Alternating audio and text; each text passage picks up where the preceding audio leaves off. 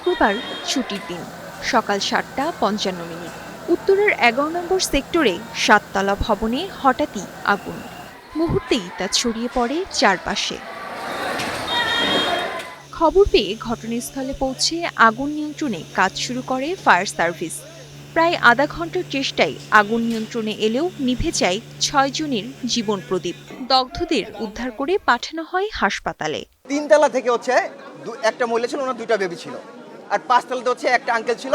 আসলে মানে দেখার মতো না, ওনার হাতটা পুরো কালো হয়ে গেছিল ছায়ে, পরনে কিছু ছিল না। খুবই ভয়াবহ ছিল, একটার পর একটা ফ্ল্যাটে আগুন ধরে যাচ্ছিল, কিন্তু ছাদে কেন একটা মানুষ ছিল না, নিচে না হয় নামতে পারছিল না। ছাদগুলো কেন ঢাকা শহরের বন্ধ থাকবে? দেখছি আহতদের প্রায় 10-15 জন বের করে হাসপাতালে নিয়ে গেছে।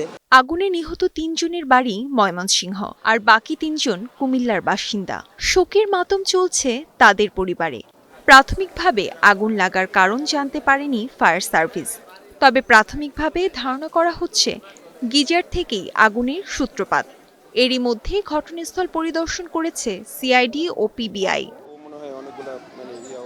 উত্তরের ১১ নম্বর সেক্টরের একটি মসজিদে নিহতদের জানাজা অনুষ্ঠিত হয়েছে। এরপর তাদের মরদেহ নেওয়া হয় গ্রামের বাড়িতে। সেখানেই চিরনিদ্রায় শায়িত হবেন তারা। Jannatun Bipa, star news.